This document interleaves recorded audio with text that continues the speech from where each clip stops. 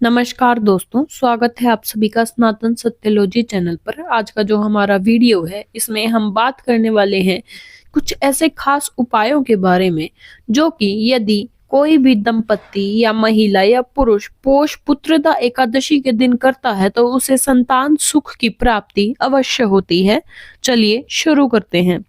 पुत्रदा एकादशी का दिन संतान प्राप्ति के लिए अत्यंत शुभ माना जाता है। इस दिन भगवान विष्णु की आराधना करने से संतान सुख की प्राप्ति होती है। हिंदू धर्म में पुत्रदा एकादशी का बहुत अधिक महत्व होता है। यह व्रत महिलाओं द्वारा संतान सुख की प्राप्ति के लिए किया जाता है। यह व्रत साल में 2 बार पड़ता है, एक पोष महीने में और दूसरा सावन महीने में, यानी कि पुत्रदा एकादशी एक साल में 2 बार आती है। इस दिन भगवान विष्णु की पूजा की जाती है और माना जाता है कि इस दिन व्रत रखने से दंपत्ति को संतान की प्राप्ति का आशीर्वाद मिलता है। मान्यता है कि इस दिन भगवान विष्णु की पूजा करने से लोगों को संतान सुख की प्राप्ति तो होती ही है, साथ ही उनके सुख व समृद्धि में भी वृद्धि होती है। इस व्रत को करने से पापों का नाश होता है और मोक्ष की प्राप्ति होती है। यह व्रत पारिवारिक सुख, शांति और संतान के उज्जवल भविष्य के लिए भी अत्यंत शुभ माना जाता है। दृक पंचांग के अनुसार पोष महीने के शुक्ल पक्ष की एकादशी तिथि इस वर्ष 9 जनवरी को दोपहर 12:22 पर शुरू होगी और 10 जनवरी को सुबह 10:18 पर समाप्त होगी। ऐसे में उदया तिथि के अनुसार पुत्रदा एकादशी का व्रत 10 जनवरी को रखा जाएगा। 11 जनवरी को पारण के लिए शुभ मुहूर्त 6:32 से लेकर 8:21 तक रहेगा। माना जाता है कि इस दिन गाय को चारा खिलाने से भी पुण्य मिलता है और संतान सुख की प्राप्ति होती है। शिवलिंग पर जल चढ़ाने से भी संतान सुख की प्राप्ति व्यक्ति को होती है। इन उपायों को करते समय शुद्ध मन से भगवान विष्णु पर व्यक्ति को विश्वास करना चाहिए व नियमित पूजा पाठ करते रहना चाहिए। इसके साथ ही अब हम आगे आपको बताने जा रहे हैं कुछ ऐसे खास उपाय जो आप सभी को करने चाहिए। पहला है विष्णु सहस्त्र नाम का जप। पुत्रदा एकादशी के दिन विष्णु सहस्त्र नाम का जप करने से संतान प्राप्ति के योग बनते हैं। यह जाप घर में सकारात्मक ऊर्जा का संचार करता है और सभी प्रकार के दोषों का निवारण करता है। अगला है तुलसी की माला से मंत्र जप। तुलसी की माला से गोपाल संतति मंत्र का उच्चारण करने से संतान प्राप्ति की कामना पूरी होती है। तुलसी को भगवान विष्णु की बहुत प्रिय माना गया है और यह मंत्र संतान प्राप्ति का एक शक्तिशाली मंत्र बताया गया है। इसके बाद आता है भगवान विष्णु को पीले फूल अर्पित करना।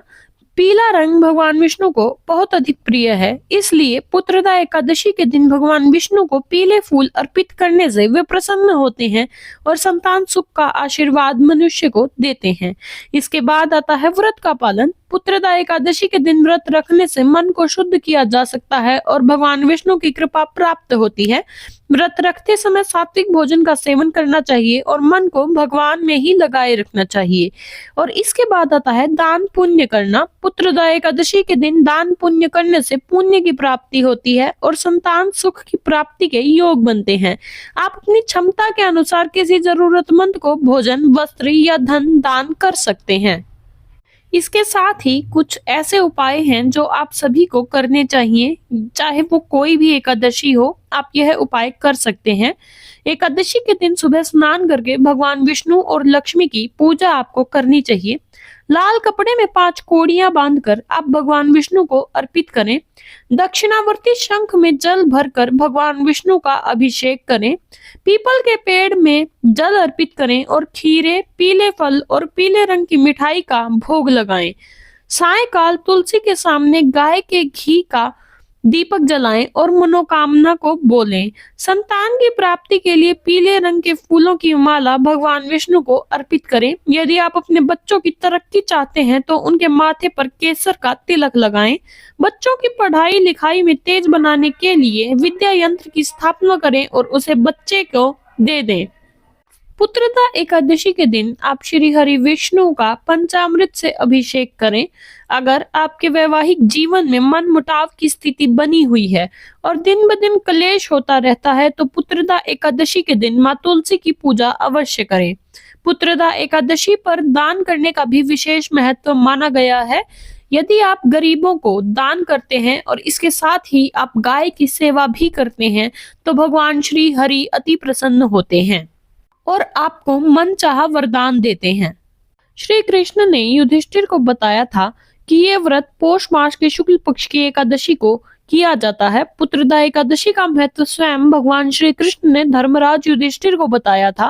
पुत्रदा एकादशी पर भगवान विष्णु की पूजा और व्रत करके रात्रि का जागरण करने का बहुत अधिक महत्व माना जाता है। इस व्रत को करने से जिस फल की प्राप्ति होती है वह हजारों सालों तक तपस्या करने से भी नहीं मिलता है।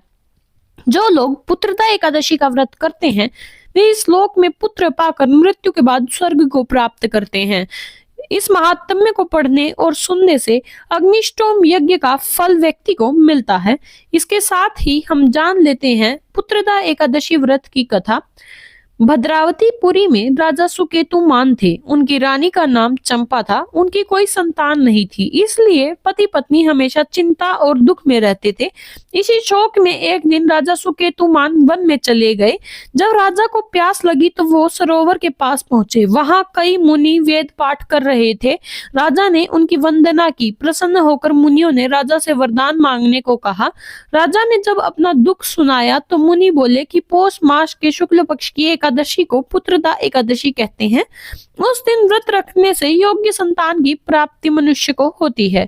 तुम भी यह व्रत अवश्य करो। ऋषियों के कहने पर राजा ने पुत्रदा एकादशी का व्रत किया। कुछ ही दिनों बाद रानी चंपा ने गर्भ धारण किया।